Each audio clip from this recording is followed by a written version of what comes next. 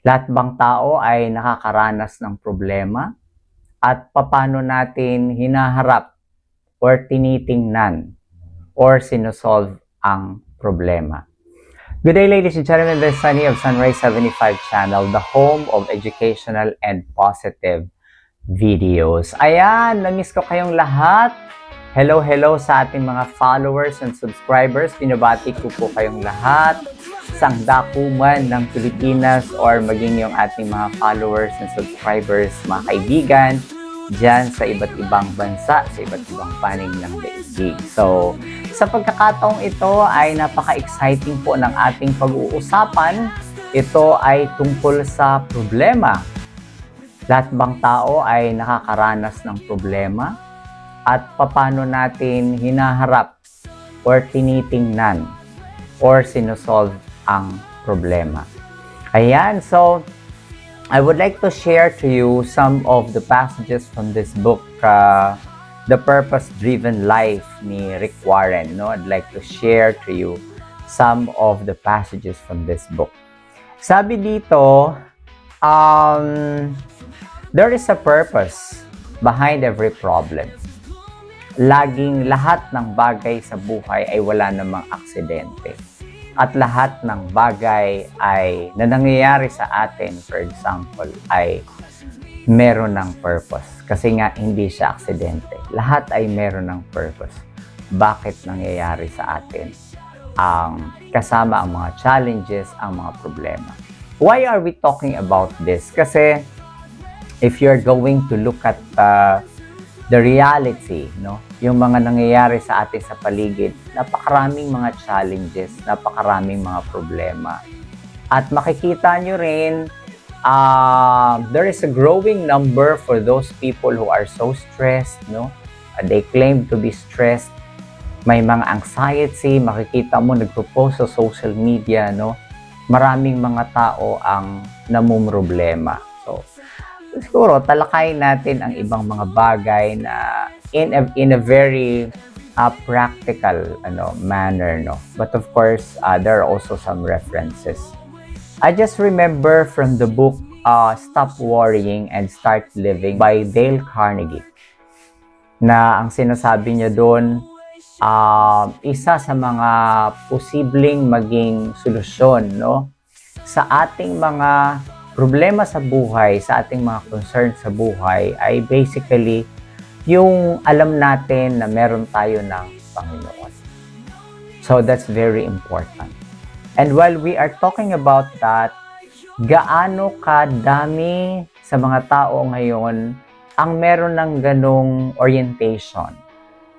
Gaano kadami sa mga tao ngayon ang hindi pinababayaan ang ating relationship sa Panginoon, na gumawa ng lahat ng bagay kasama tayo. Kasi kapag kulang sa atin ang Panginoon, kaunting problema lang, madali tayong bumigay. So I think that's one thing that we have to see. Tayo ba ay konektado sa ating Panginoon? Sabi niya, I am the vine and you are the branches. Yan. At kapag tayo ay nahiwalay, naputol doon sa vine, tayo ay malalanta. Kumbaga, tayo ay magiging, tayo ay mamamatay, tayo ay malalanta kung tayo ay nahiwalay doon sa vine. So this is one thing that we have to check on ourselves. Are we still connected to that vine? Who is the Lord Jesus? No? Are we still connected to that vine? Kasi kung hindi, kaunting problema lang talagang matutuyot tayo, malalanta tayo. So that's one thing. So isa pang bagay na aking binanggit kanina ay sa Panginoon, there is a purpose behind every problem or challenges that we encounter. So, naalala nyo ba, nakakita ba kayo ng buhay na wala man lang ka-problema, na wala man lang ka-challenge? At ano kaya ang mangyayari sa buhay na wala man lang challenge, wala man lang problema? Sa tingin natin, mag-grow ba ang tao? Magiging mature ba tayo?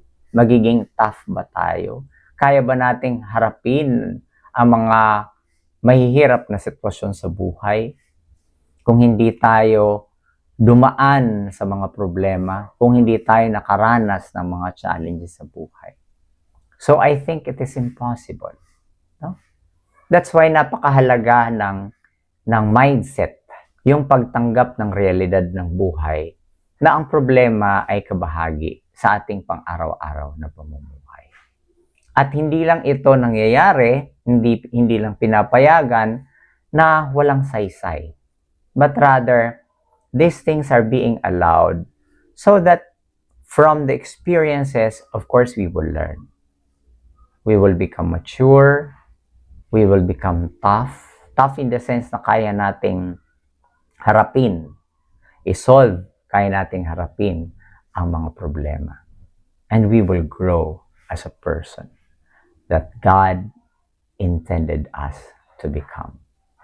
At ang sinasabi nga dito sa Romans chapter 8 verse 28, and we know that in all things God works for the good of those who love Him, who have been called according to His purpose. So, yan ang ating binabanggit kanina. Hindi nangyayari ang mga bagay-bagay ng wala lang. The things that are happening to us, the challenges, the problems we are facing, were allowed because in the process, we will learn. In the process, we will mature. In the process, we will grow. But of course, that depends upon how we handle the situation.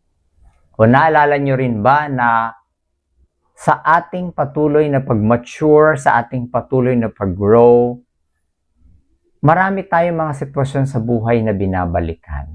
Ano itong mga sitwasyon na to na tumulong sa atin upang tayo ay maging mature, upang tayo ay mag-grow, upang kayanin nating harapin ang challenges sa buhay.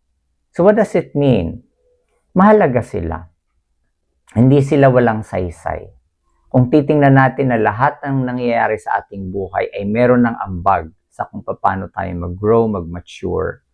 And then, kung dumating man ito, ang mga bagay na ito, ay hindi tayo magre-reklamo. Hindi tayo mamumroblema. Why? Because we know that these things are part of life. They are part of our process in maturing. They are part of our process in growing. And it is by experiencing and learning from the situation that we become mature, that we grow, we become tough, and we know how to handle the situations.